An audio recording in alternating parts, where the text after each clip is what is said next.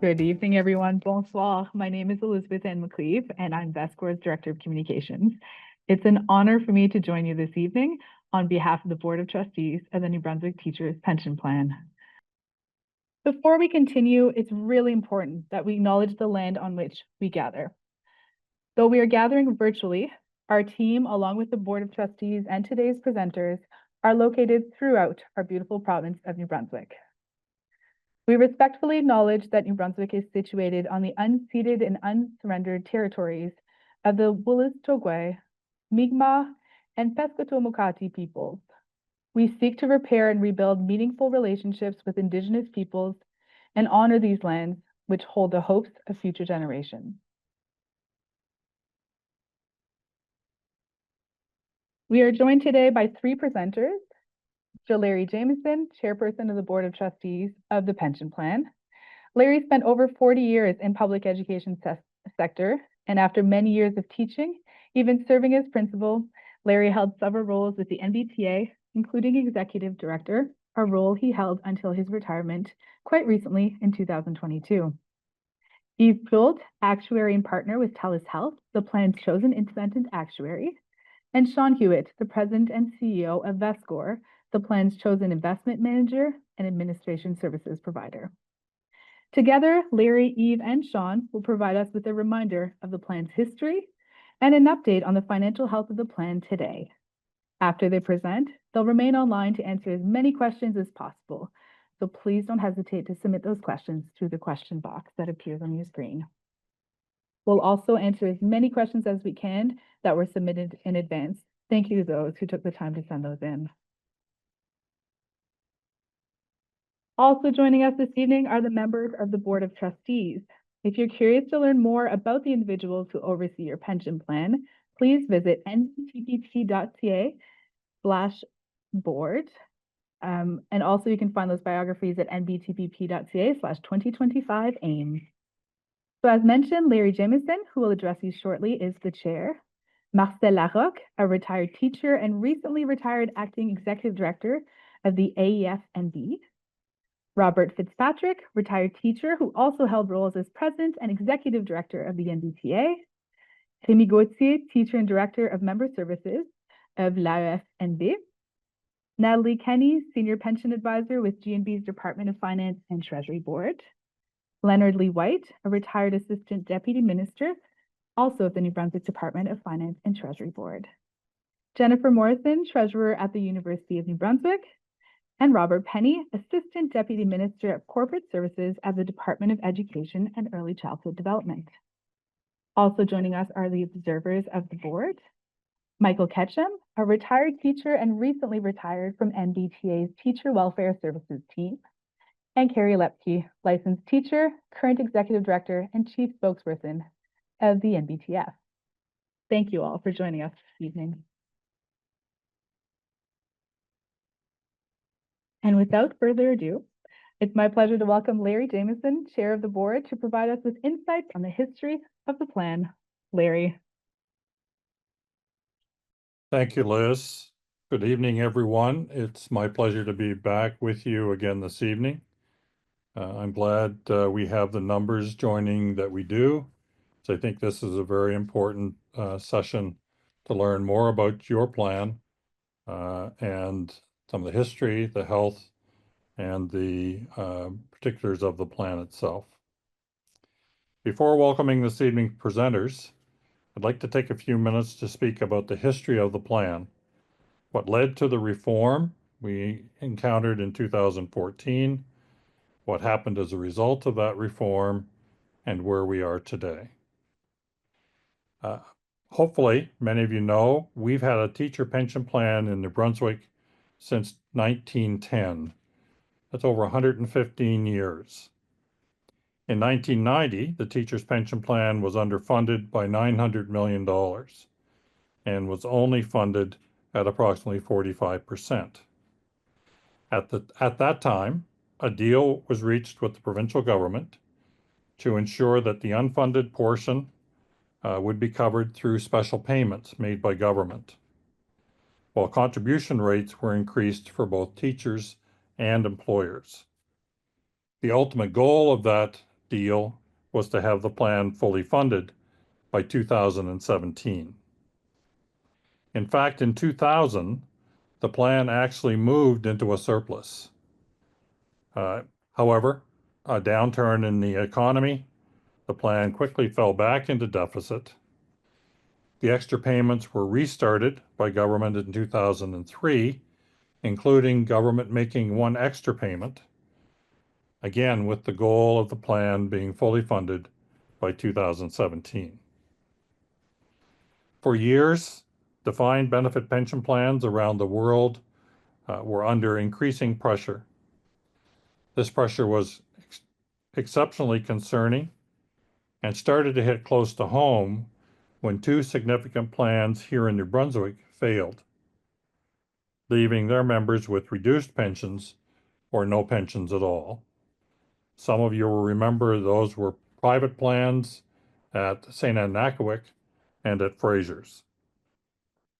In 2010, as a result, government named a task force on pensions with an objective of making pensions secure, sustainable, and affordable. By 2011-12, the provincial government started to promote the idea of shared risk plans and also expanded the mandate of the task force to include public sector plans as well as private sector plans. A number of factors put the teacher's pension plan at some risk. People were and continue to live longer. We were experiencing historically low interest rates at the time, and those have continued despite the blip of a couple of years ago. Accounting principles were changing, and government was no longer willing to contribute over $100 million annually in extra contributions. As the review of the teacher's pension plan unfolded in early 2014, the teacher's pension plan had a funding level of 89.5%. And the NBTF became convinced that without extra contributions by government, the plan was an overpriced plan that was not sustainable nor affordable in the long term. It was clear that too much was at risk and that some changes to the plan needed to be made. As we entered into that reform process, the NBTF established objectives that, should a conversion take place, certain plan provisions had to be protected.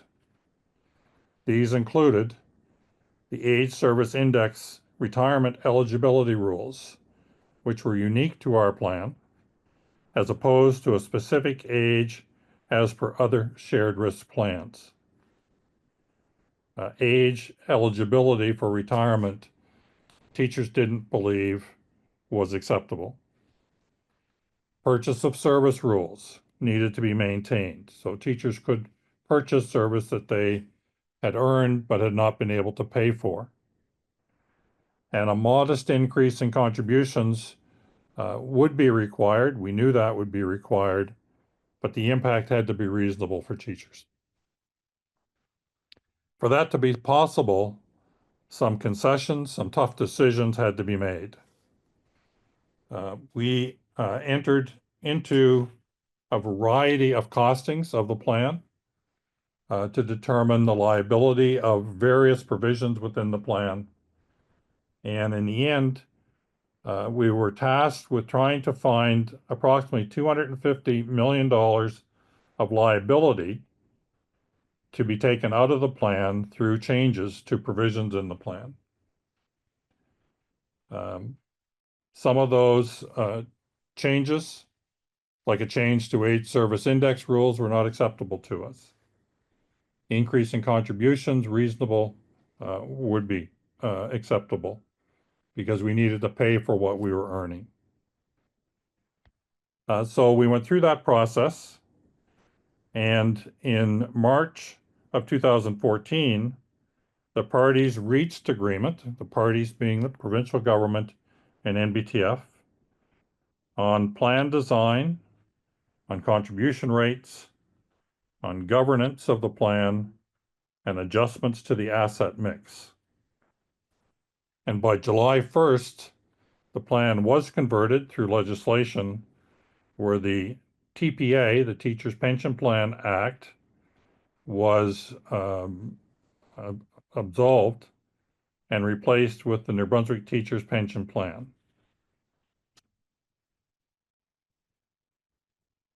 So 2014 to today, overall, the results of that conversion have been very positive for the plan. Today, our plan is fully funded with an excess in funding to further protect us through tougher economic periods. We have been able to make some small changes to the plan in the year since 2014, as that funding level allowed us to do or gave us the flexibility to do. And most recently, the removal of Section 5.6, which allowed for a higher contribution or calculation of a pension, was able to be approved by the parties. Our plan has also provided indexing to members every year since conversion without impacting negatively the funding status of the plan. And that's an expectation of the plan as long as the plan is in a financial position to be able to do it.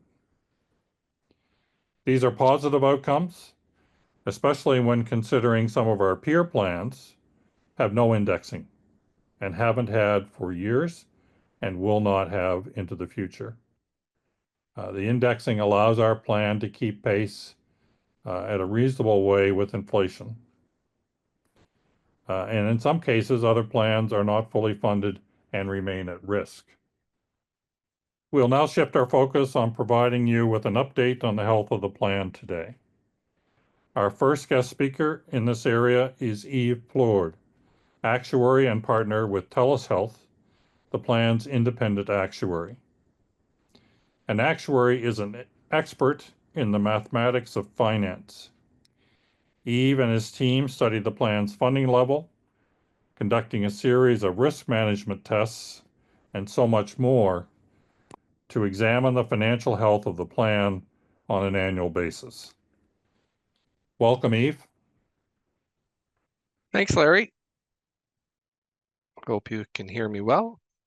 And thanks for the little history lesson there. It's always nice to remind ourselves what we've been through over the last many years. A lot of us were not here in 1910, but that was a new tidbit of information for me. Thanks a lot. I'm pleased to be here tonight to walk you through the summary of the financial position of your plan, the New Brunswick Teachers Pension Plan. So we'll start today with a short summary of the membership in the plan. If you wouldn't mind going to the next slide, please. We'll review the evolution of the assets, the plan liabilities over the years. We'll discuss also the resulting financial position, not only at December 2024, but throughout the recent past. I'll then review the main triggers for action under the funding policy, including the most recent trigger that was reached and which allowed the trustees to provide a contribution reduction. I will end my presentation with the risk management test result and will provide information on the indexing adjustment benefit, or COLA, that was awarded under the plan for January 1st, 2026. So let's start with the plan membership. The number of active members is shown by the orange bars. It stabilized over 2019 to 2021 at about 8,500, but now has increased over the last 3 years to reach a level of over 9,100 active members. On the other hand, the number of retirees, shown by the blue bars, has grown very slowly over the last few years, as baby boomers have mostly now retired. The plan is has just above 9,900 retirees at this time.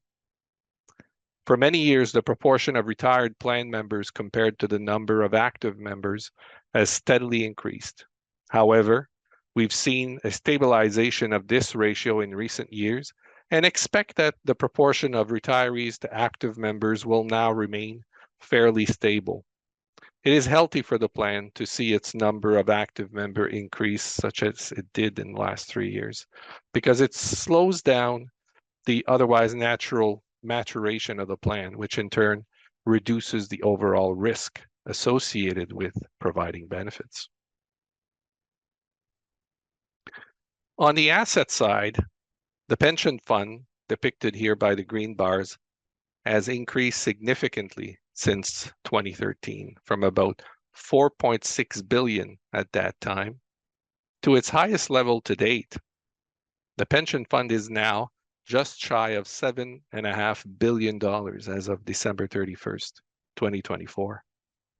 After a reduction in assets in 2022, it has now recovered and is currently sitting at 7.48 billion as mentioned.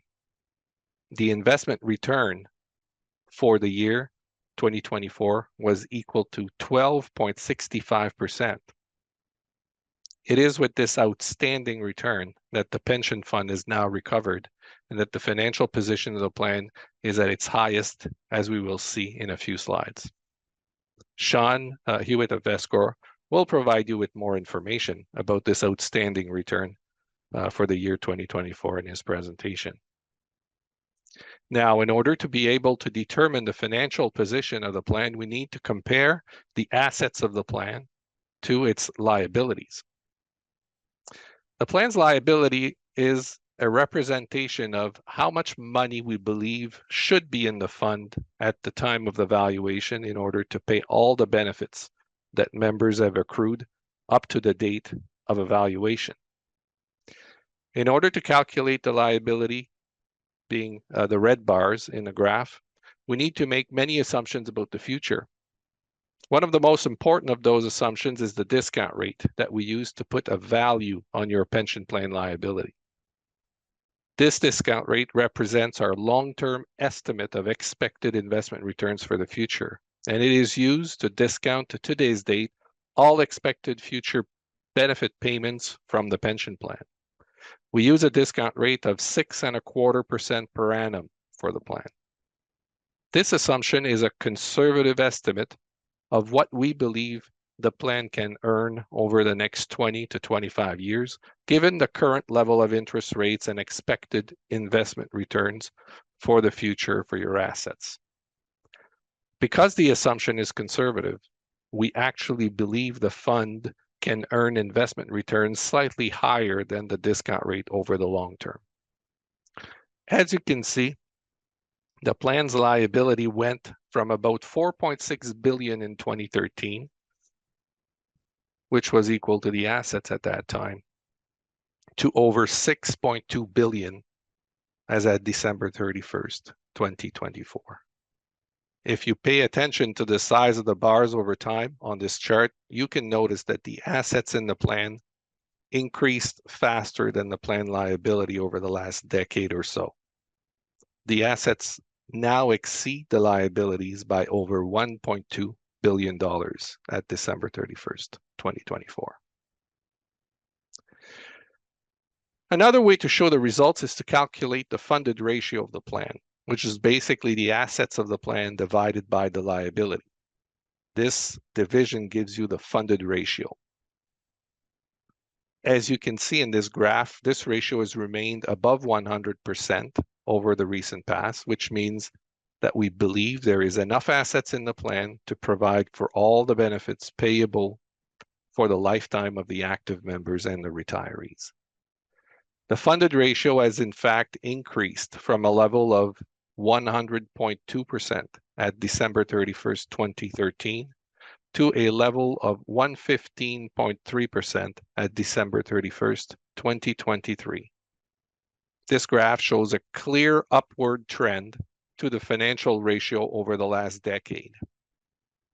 Given its fairly stable and for the most part continuously upward sloping line, you could be fooled into thinking that the last decade was uneventful or quiet or even predictable. But don't get fooled. the last decade was anything but uneventful or quiet or predictable. In fact, the last decade, as you all know, includes the COVID-19 pandemic, which started in March 2020. The financial markets at the time retreated and in an unprecedented manner, hitting a low at about the end of March 2020, which did reduce the funded ratio at the time to about 100.9%. However, the financial markets rebounded almost as quickly as they had come down, and by December 31st, 2021, over a year and a half after the beginning of the pandemic, the funded ratio had increased back to 111.9%, as shown on the graph here. That was its highest level to that date. And right on the heels of the pandemic came the year 2022. And as you may remember, the year 2022 was also an unsettled period for the financial markets. We were still figuring out the effects of the pandemic, which was still causing major disruptions in some parts of the world.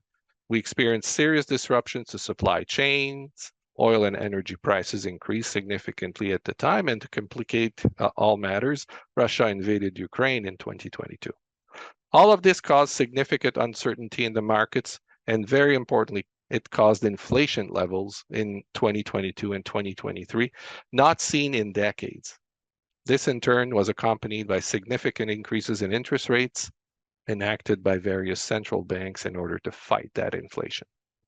Despite all that turmoil, the financial position of the plan ended the year 2023 on a high note with a funded ratio of 115.3%.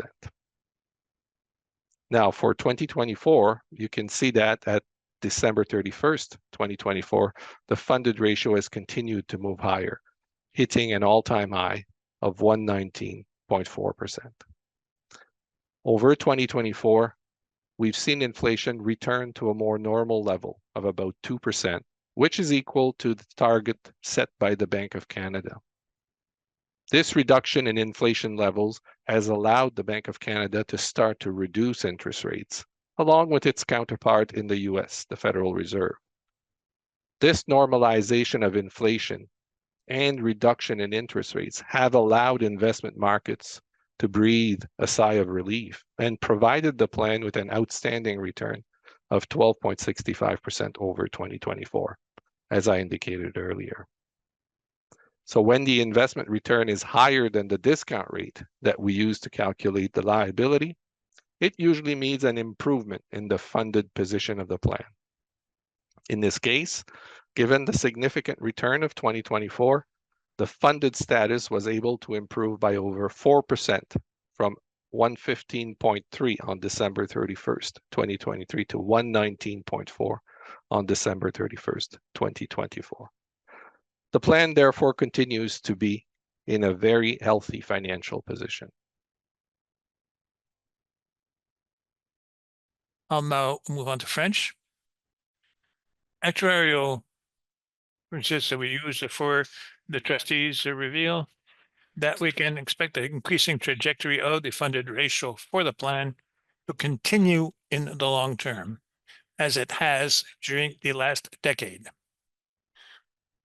There will continue to be bumps on the road, as it can be expected, but you can rest assured that with a funded ratio of just under 120% today, your plan is better prepared than it has ever been to face whatever market uncertainties that may be ahead. Now, let's talk about the three colored areas of this graphic. The trustees must ensure that an actuarial evaluation of the plan is completed at least every 3 years, and that a cost certificate be completed for the years between two actuarial valuations. Each year, the trustees must determine whether action is required following the results of those actuarial evaluations or cost certificates.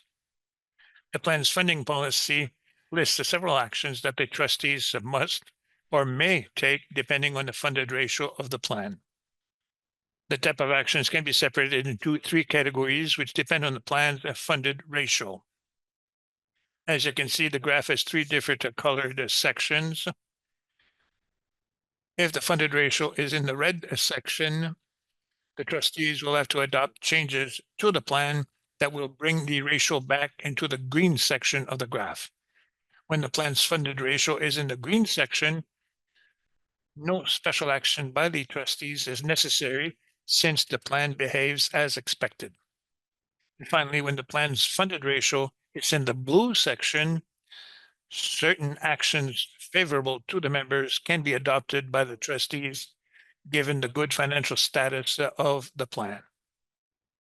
As the graph shows, from 2013 to 2023 inclusively, the plan has found itself in the green section of the graph, which shows that it was holding up as expected even during periods of high volatility that we have experienced. For the first time ever, the plan is now finding itself in 2024 in the blue section with a funded ratio in excess of 115%. In accordance with the terms of the funding policy for the plan, when the plan reaches a funded ratio that is in excess of 115%, on August 31st of a year, a contribution reduction is to be awarded starting 1 year later.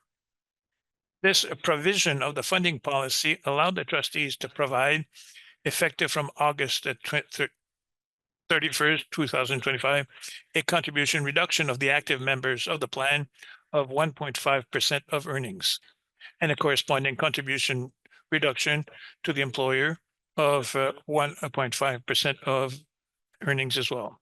If you are an active teacher, you should have started to see the positive impact of this contribution reduction on your take-home pay in September of this year.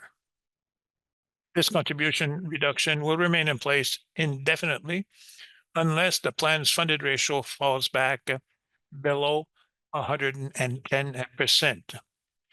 Should the funded ratio ever fall back below 110%, the contribution reduction would cease, which means that contribution rates would increase at that time by 1.5% of earnings on each side. The finance policy, and that will bring about taken by the trustees depending on the financial position of the plan. Let's review in more detail some of the actions that must be taken by the trustees according to the three sections of the chart.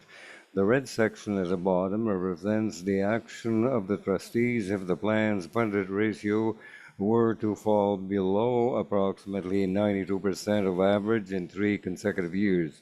In this case, the trustees would first increase the contribution of the employer and active members up to a maximum of 3% shared equally between members and employers. And this measure is not sufficient to bring the funded ratio above 100% over the 15 years. Future indexing adjustments or COLA will have to be reduced or could be eliminated in extreme cases. Ultimately, the reduction of these benefits is always possible, but only as a last result. An economic depression similar to the Great Depression of the 30s is the only scenario in the last 100 years that could cause a reduction like that. We estimate the probability of having such a thing in the next 20 years at 0.1%, well below 1%. Now let's move on to the middle section, colored in green, which represents the funded ratio between 92% and 115. This is the situation that prevailed from 2013 to 2023 inclusively. In this situation, if there had been a benefit reductions in the past, those reductions could have been restored. But since there were no reductions in benefits after the introduction of the plan provision on July 1st, 2024, no restoration has been necessary. Also, when we find ourselves in a green section, COLA can be granted automatically. So there is no action by the trustees to change the benefits or the contributions. A plan is working as intended. At the top of the graph, we find the blue section, which is reached when the funded ratio in the plan exceeds 115%, which is the case today. Above 115%, as already mentioned, contribution reduction 3% of earnings shared equally between participant and employer, as was the case as of August 31st, 2025.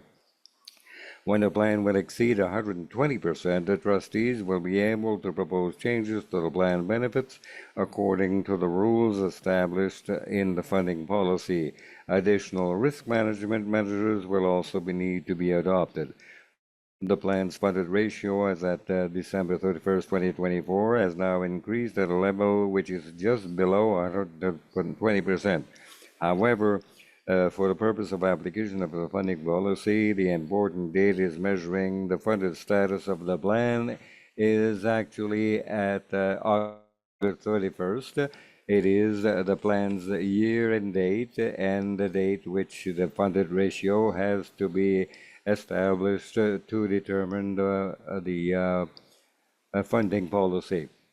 At the 31st of August 2025, the financial position has not been established.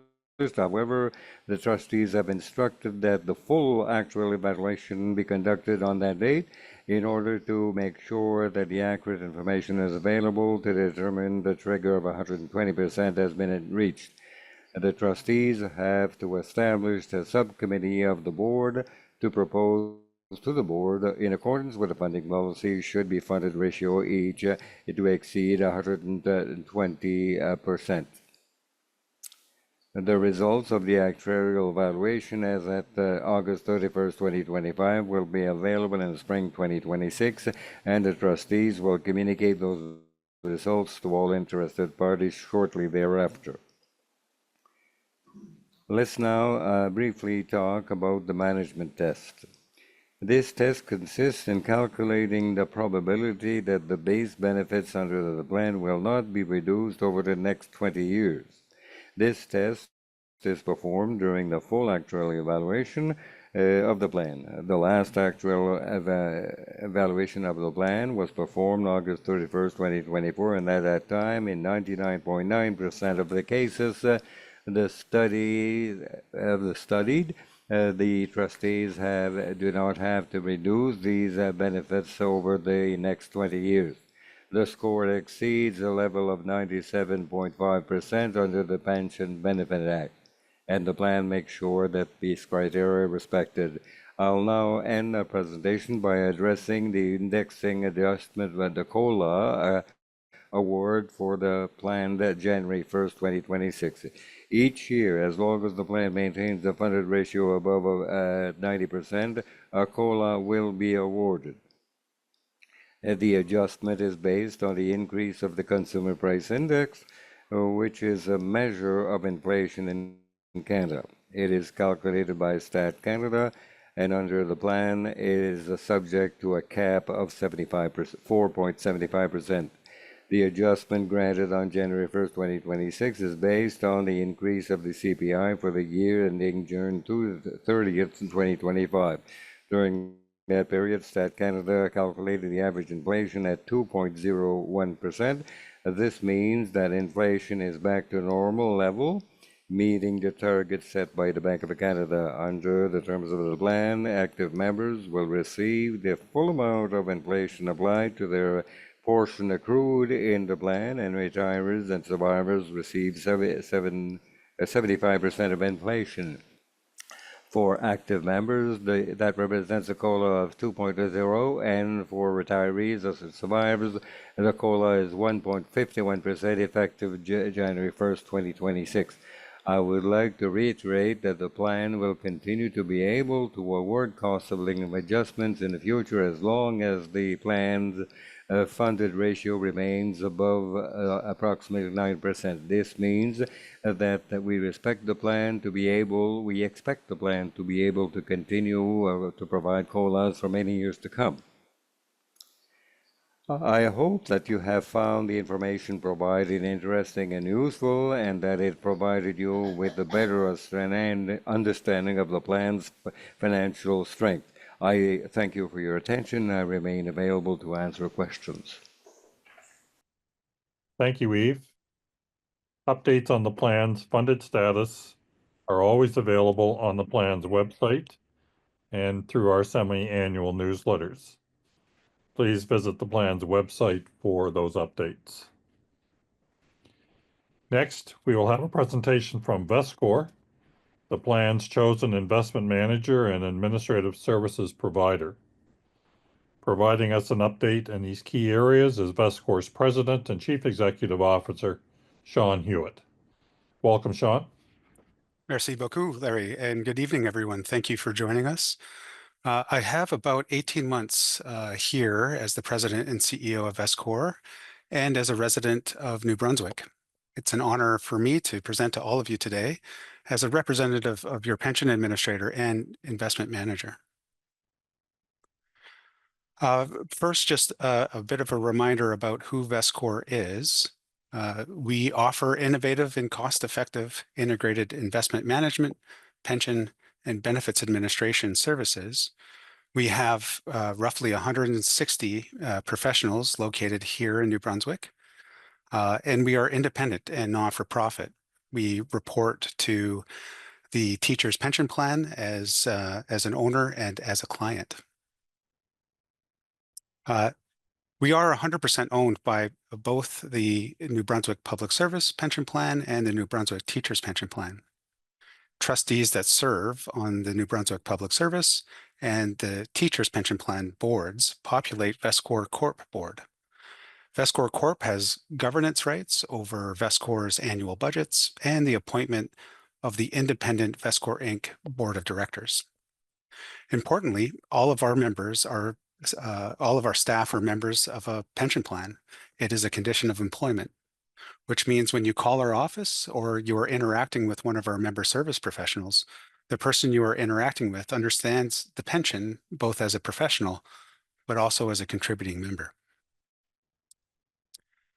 We'll start with a bit of a review of our investment management services, which is on the next slide. We are responsible for the day-to-day management of investments.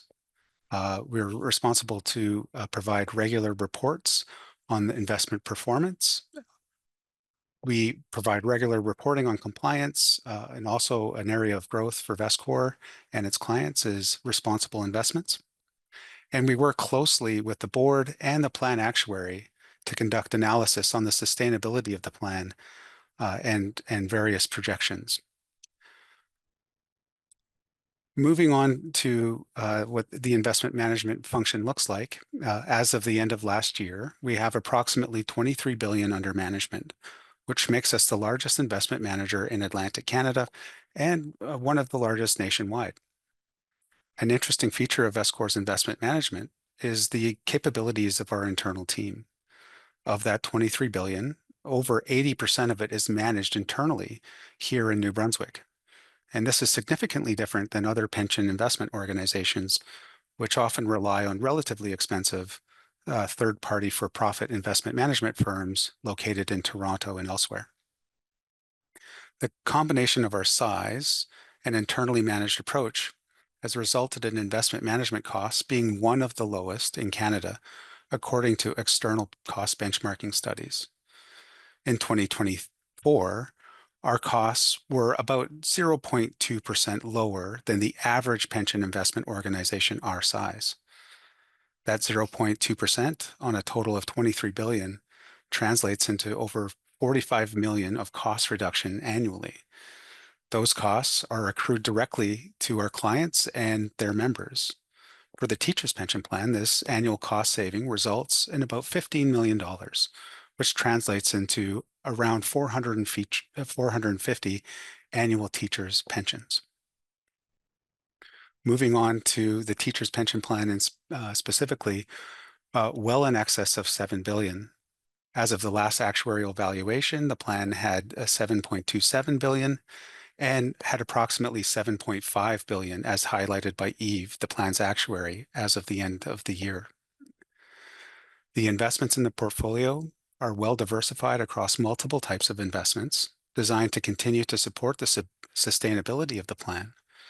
Returns are exceeding benchmarks through strong value added over time, and risk is being managed well through the investment policy and through independent risk team here at Vestcor. Let's take a deeper look into where the plan's invested.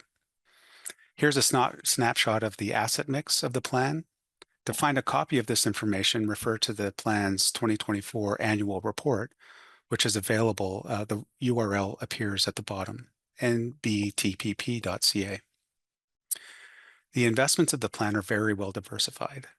The four largest components of the investment strategy are in relatively lower risk strategies, such as corporate bonds, low volatility equity, real estate and infrastructure, and government bonds. To round out the portfolio, we also have allocations to higher return seeking assets, higher return seeking investments, such as small cap equity and private equity. This is all subject to the risk controlled nature of the investment policy. And when taken as a total portfolio, this is designed to perform under a variety of market conditions in order to meet the pension obligations today and for the long term. Eve mentioned that 2024 was a strong result from a return perspective. And here's a slide showing the investment returns for your plan. In 2024, we earned a total return of 12.65%, which is modestly above the investment benchmark over the period. And this is a really strong investment result. But more importantly, we have earned strong risk-adjusted returns over the long term. This chart is showing an annualized return of 6.28% over the 4-year period and 6.97% since plan conversion July 1, 2014. It's important to note that the investment performance of our team has meaningfully outperformed both investment benchmarks and the actuarial discount rate. But we're sitting here in October 2025. I should provide just a quick snapshot of where returns are. This is showing through June 30th. We have earned 3.48% investment return through June 30th, which is modestly above investment benchmark return over the period. Over the 1-year period ending June 30th, we have earned a 10.8% return. The last 12 months have been characterized by relatively high returns, driven largely from strong global equity markets, despite considerable volatility over the year. In general, the plan continues to perform really well, including through 2025.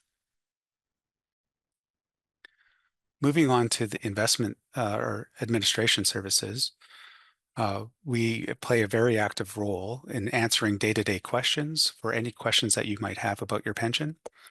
We receive employee and employer contributions on behalf of clients, and we pay monthly pensions. Our pension payroll is a large part of what we do. We also fulfill pension-related requests. If you would like to get an estimate, if you would like to go on retirement or purchase service or have any other questions about those types of activities, please call our member services team and we'd be happy to assist. Administration services team remains very active with nearly 40,000 member and employer contacts over the year. In 2024, we processed over 7,000 member applications. And importantly, we regularly benchmark our costs versus national peers. And we're proud to report that we continue to execute pension administration services on a very cost-effective basis. Our cost per member ranked by national peer group benchmarking services is the lowest in our Canadian peer group in 2024 at $111 per member. Responsible investment is an important part of investing in pension monies because you really want to be around for the long term. We continue to work on incorporating environment, social, and governance issues into our investment and risk management processes. Late last year, we released our third responsible investment report, which includes climate-related financial disclosures. Additionally, our responsible investment activities include industry associations dedicated to responsible investments, our VESCOR Responsible Investment Guidelines, which is available on our website, and a commitment to the United Nations Principles for Responsible Investment as a signatory.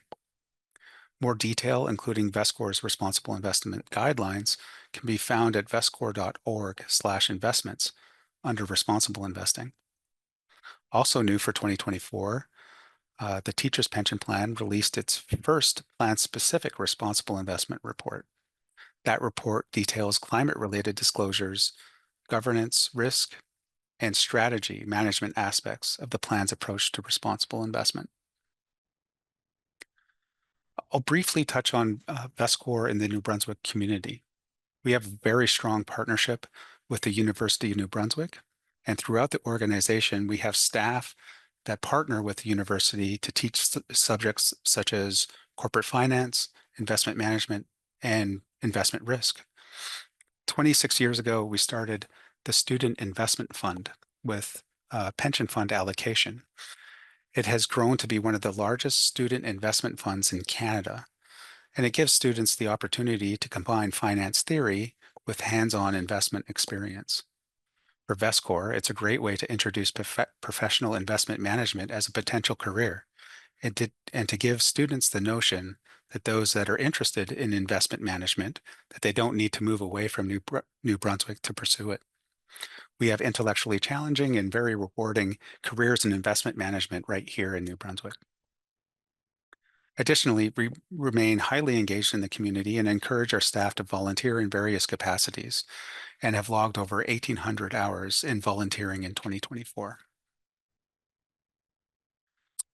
In summary, VESCOR continues to cost-effectively exceed the long-term objectives of its owners and clients as intended. Our organizational structure and governance model is built on industry best practices with independent oversight, and we are committed to serving our clients and their beneficiaries. For more information, please call us or visit us at our website. I'll be happy to turn it back to you, Larry, and would be available to answer any questions that you have. Thank you. Thank you, Sean. As Sean mentioned, mid-year results and the additional details on the upcoming cost of living adjustment and more will be shared in the plan's fall newsletter, which will be distributed in the coming weeks. Keep an eye out for that one. And as always, VESCOR is available to answer questions related to your specific pension issues, whether you're activity contributing or retired or drawing your pension.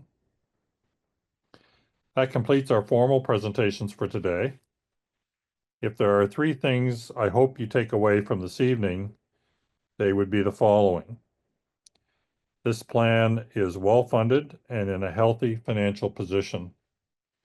You should be proud and reassured at the results presented this evening.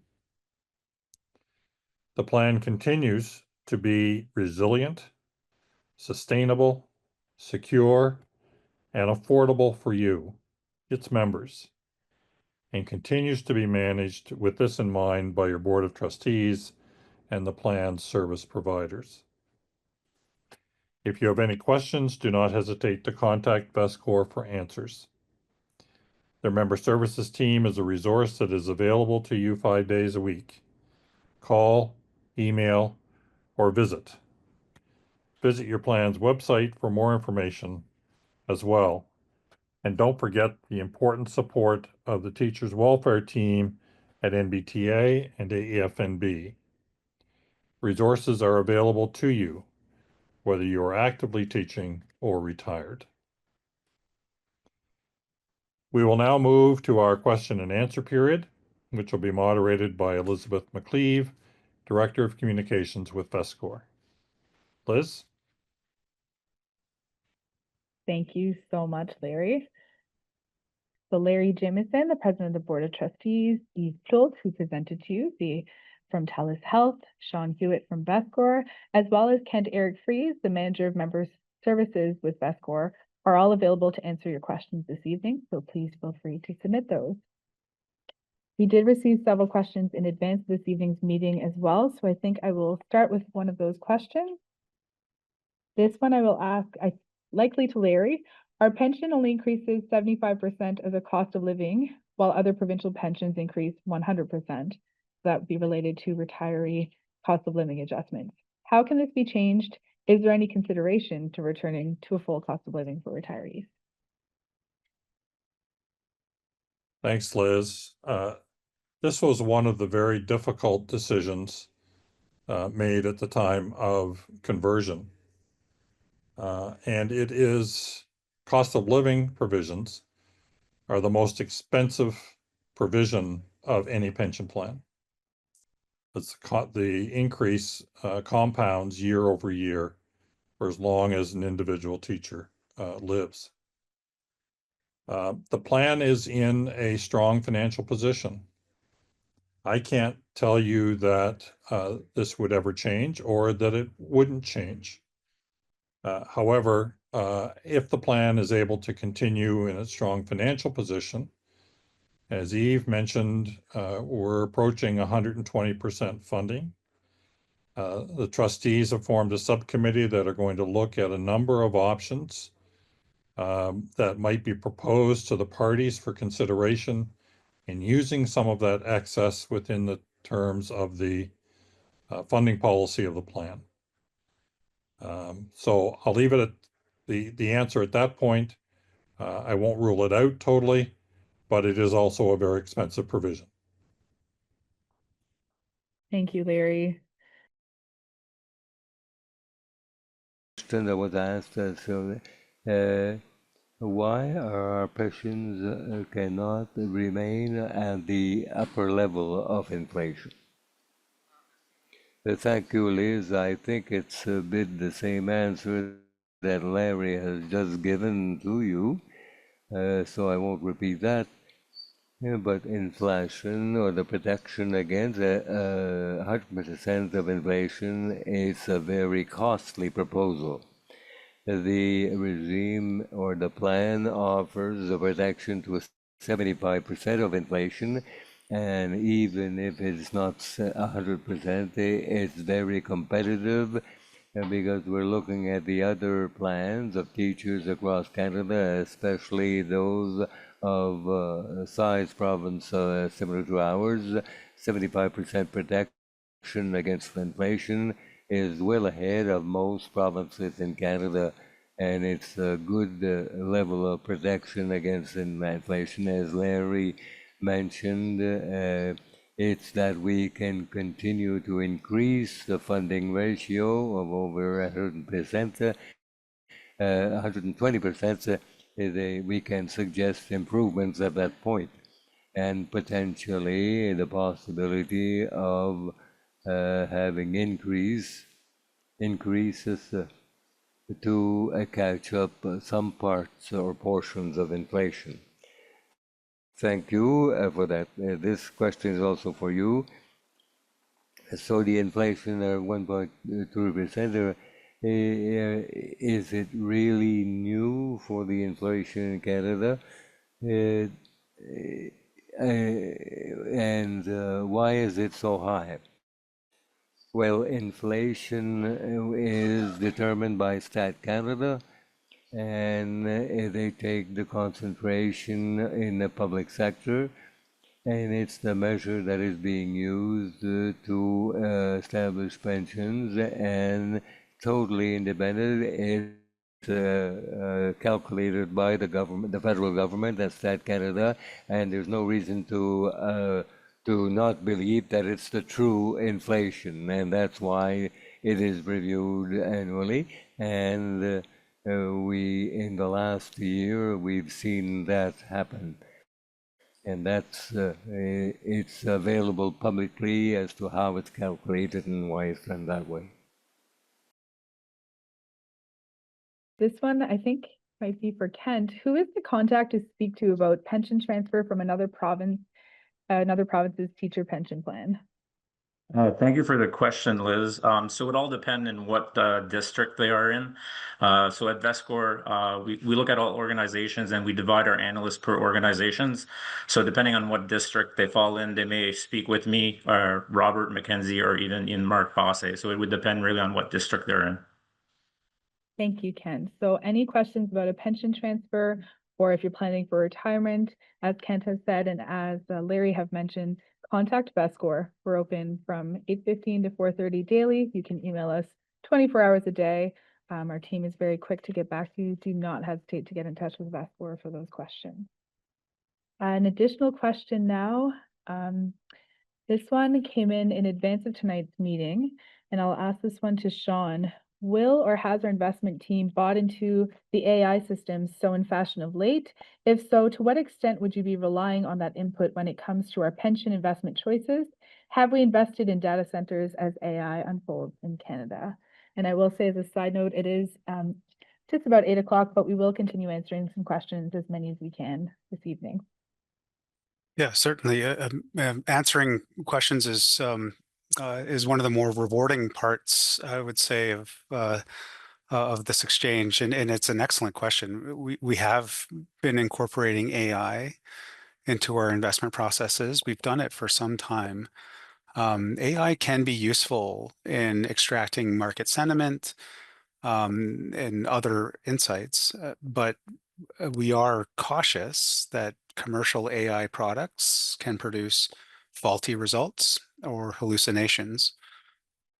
So we do believe there's a role for AI. We think that AI will be a source of productivity enhancement for the long term, but we need to use it in a really responsible way. In addition, we are an investor, and data centers and data needs is a really strong theme within the infrastructure investing as a part of our broader portfolio, and so that remains something that we're active in as an investor. Thank you.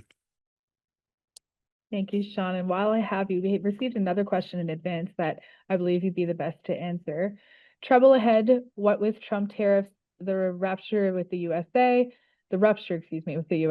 what considerations of possible future actions, advanced planning is occurring to mitigate damage to the teachers' pension plan resulting from a severe economic downturn and a prolonged rebuilding and refocusing of the Canadian economy? It's something we think a great deal about. We run very rigorous stress tests on your plan, on the portfolio, including scenarios involving severe economic downturns. We conduct detailed analysis on how the portfolio would respond under various market conditions.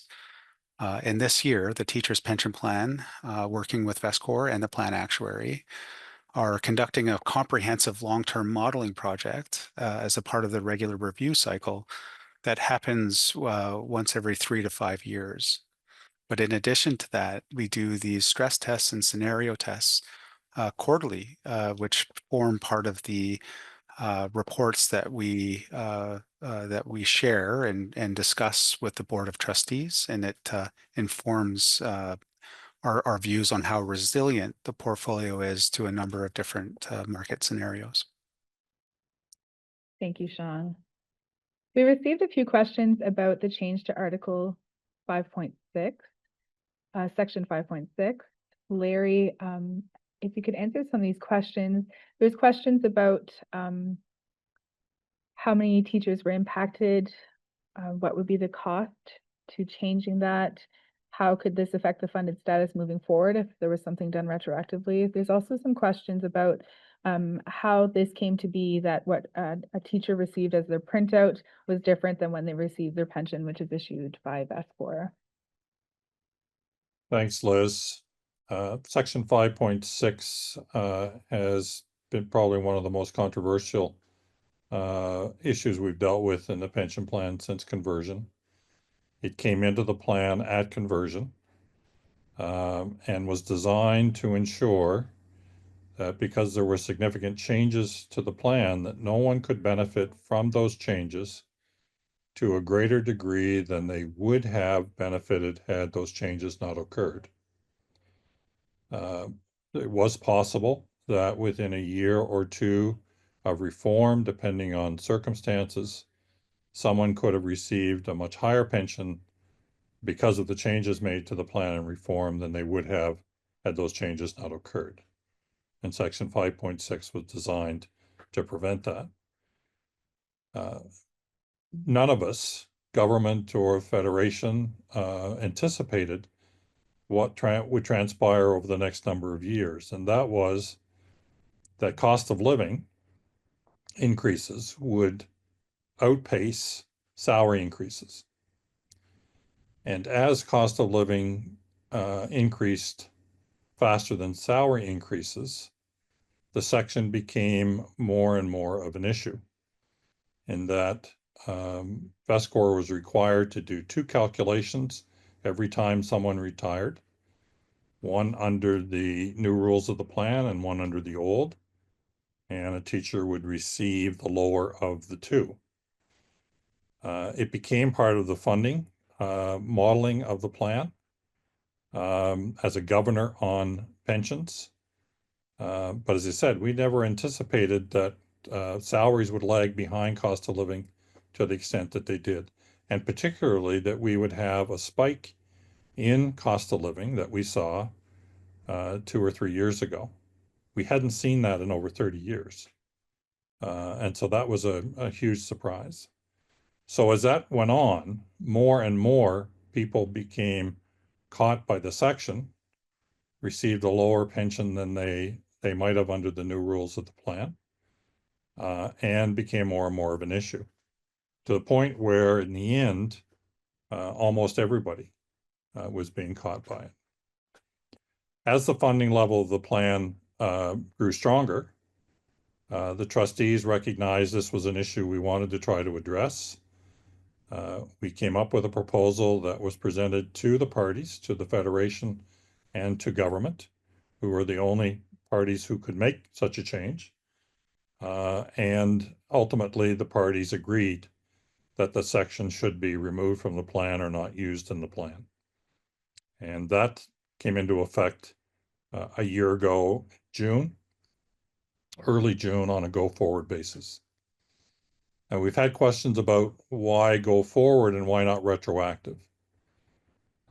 It's been my experience, I think it's pretty standard practice across the country, that any changes to a pension plan are always done on a go-forward basis, meaning from the date the change is agreed to, from that point forward, it would be utilized.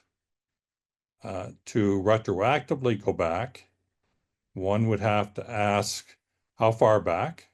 Where do you go? And those costs would be significant. So there's a principle at play. We make changes on a go-forward basis, not retroactively. If the plan were in financial difficulty, one of the options the trustees would be to have the parties increase contribution rates.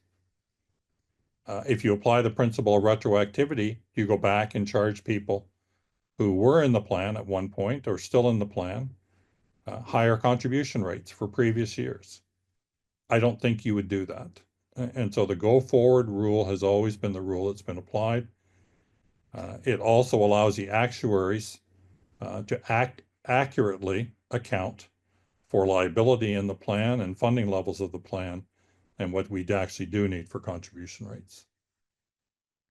So that's a long and convoluted answer, but I hope it addresses many of the questions that people have about that section.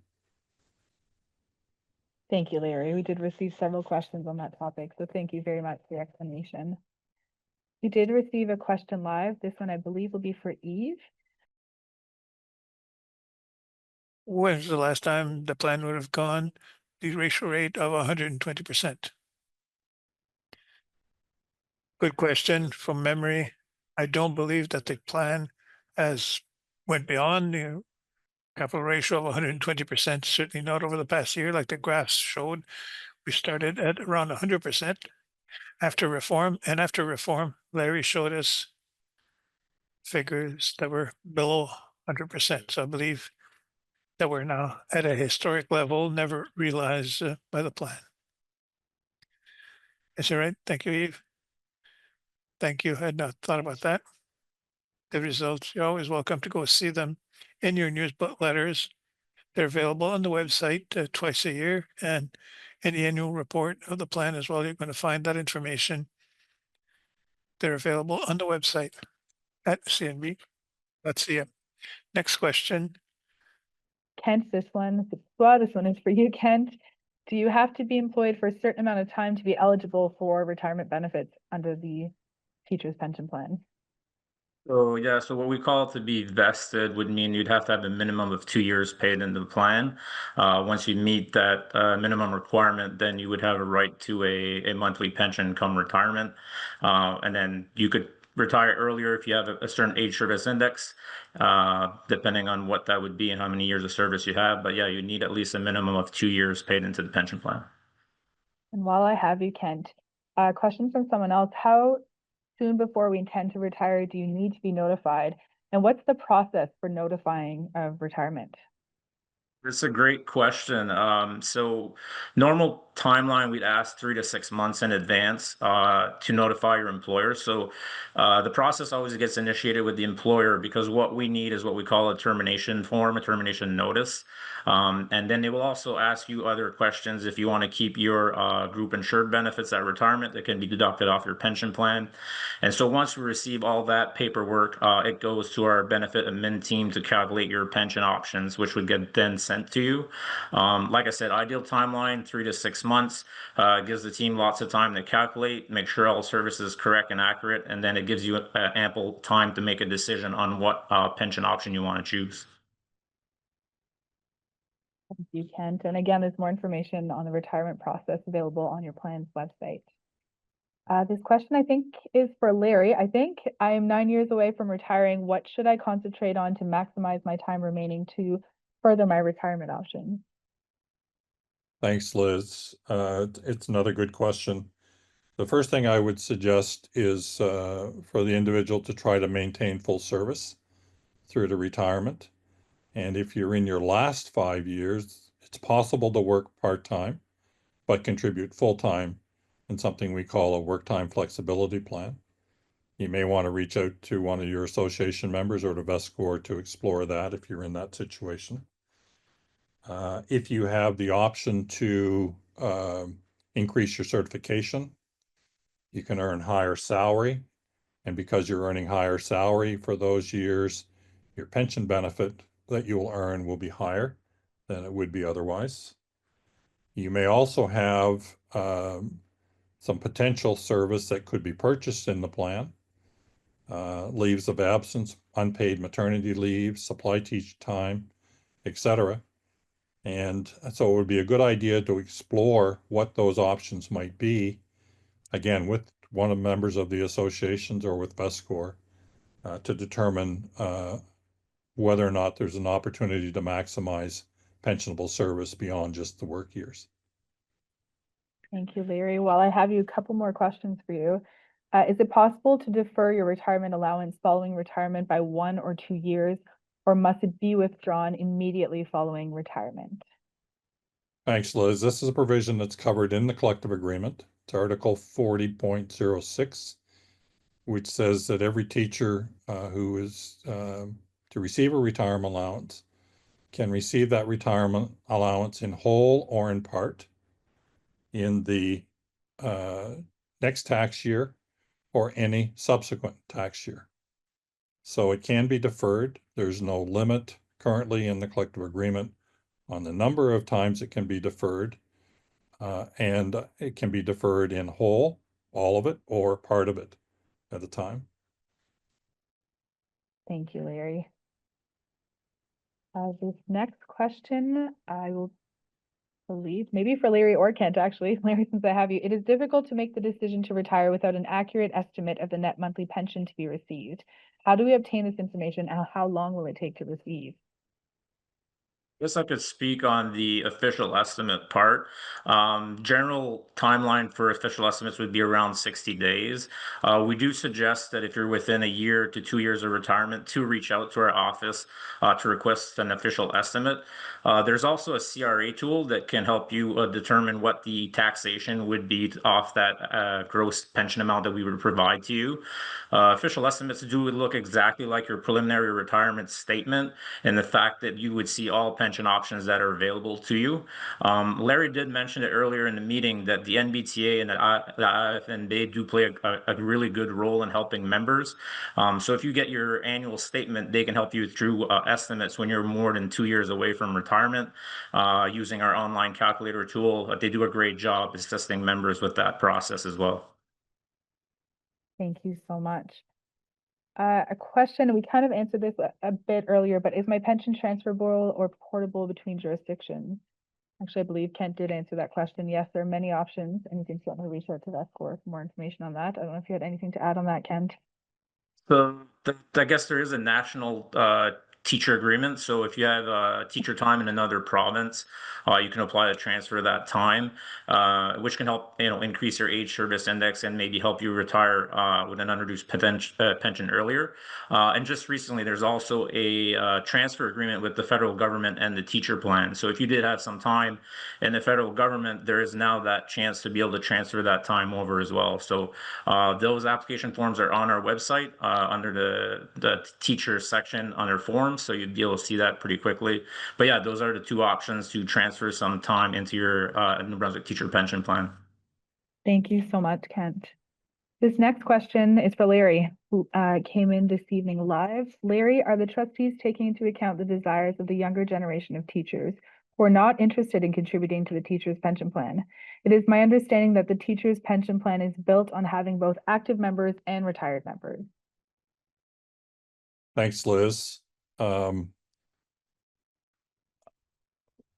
Having worked in the pension field for as long as I have, I find it a little surprising that someone would suggest that they would not want to contribute to what is a defined benefit or target benefit pension plan and benefit from employer contributions in addition to your own to a future retirement income. In this province, contributions, the requirement to make contributions to the teacher's pension plan is part of the legislation. It's not an issue that trustees can change or do anything about. It's always been legislated. And the returns for an individual over time receiving a pension from a plan versus potentially taking your money and doing something with it in the marketplace far outstrip what you can earn in the marketplace. Time has proven that. And I'll use the example I've used at retirement with teachers. The calculation of the amount of contributions plus interest that they've made to this pension plan over the course of their career, and compared that to how much they would receive as a pension on a yearly basis starting at retirement.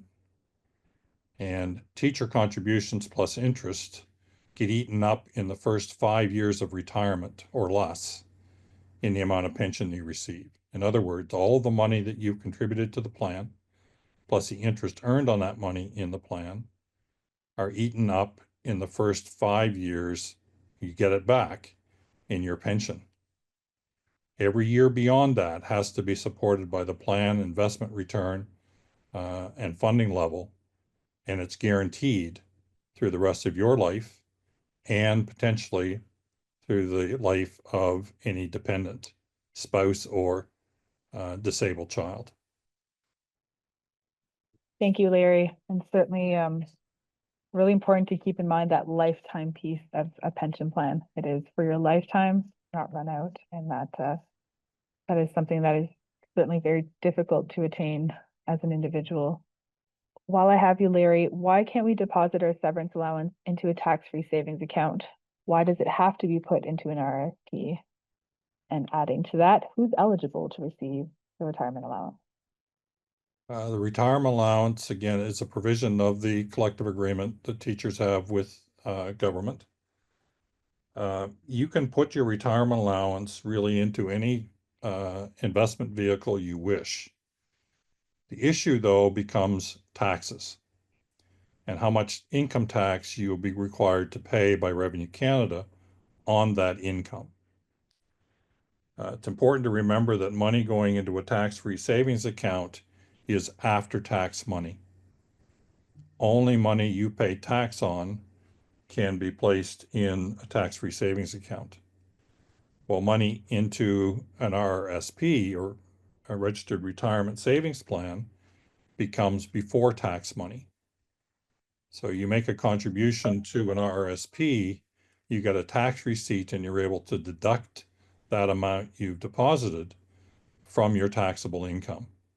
And you very often will get a refund because that's money you paid tax on before it went in. So you can use both, but I'd suggest anyone considering a tax-free savings account versus an RSP, consult with a tax expert and get good tax advice and maybe even a financial planner and good financial advice before you make those decisions. Who can receive a retirement allowance? Any teacher who has worked in this province under contract for 5 consecutive years immediately prior to their retirement is eligible for a retirement allowance. That retirement allowance is 5 days of pay for each year of contract service to a maximum of 125 days. And it's earned on all contract service in teaching in the province, regardless of where you've earned that service in the public system. So it's not confined to one district. It's in any district, but it is in the public system and it has to be under contract. Thank you, Larry. We have received several questions related to buying back service. Kent, I'm wondering if you might be able to answer this question. This will be our last question for this evening. How do you buy back your pensionable time? Additionally, how many years of service can you buy? Is there a limit? For example, are you permitted to purchase 4 years if you had maternity leave, medical leave, 2 years without pay? Well, thank you for the question. So similar to retirement, the process gets initiated with your employer. They would help you look at, periods of leave that you may have. They also have to confirm your salary at time of application because that's used in the calculation of costing the purchase. There are limits on your authorized leaves without pay, so there's a 2-year limit on those leaves. But other leaves like maternity leave, there would not be a cap there. So it would be on individual basis, obviously. When we do look at the costing, we would look at your full profile to see if you've already purchased time before. But what I do suggest is if you have time back, work with your employer. They'll help provide proof, send to us. And then from there, we will calculate a costing and send to you. Those costings are good for 90 days. So 90 days from when the letter is sent. If you don't elect to purchase, it's not a worry. That costing expires and you can always apply at a later date. So it all depends what service you purchased before. There are certain limitations on what we call other leaves, but we would take a look at your full profile when we do get that application that would be sent to our office. Thank you very much, Kent. Thank you everyone for the questions that you've submitted. If you have any additional questions, please do not hesitate to contact our team. That concludes the questions for tonight. If we did not answer your questions, we'll answer in the coming days. And don't be afraid to send us questions in the next few days or at any time. Thank you very much. Larry, I'll pass it back to you. Thanks, Liz. That concludes our meeting this evening. A reminder that a recording will be available on the plan's website in the coming days. If you have any additional questions, as Liz has mentioned, please do not hesitate to submit them to us. On behalf of the Board of Trustees, thank you for joining us this evening for our 4th annual information meeting. Have a wonderful evening.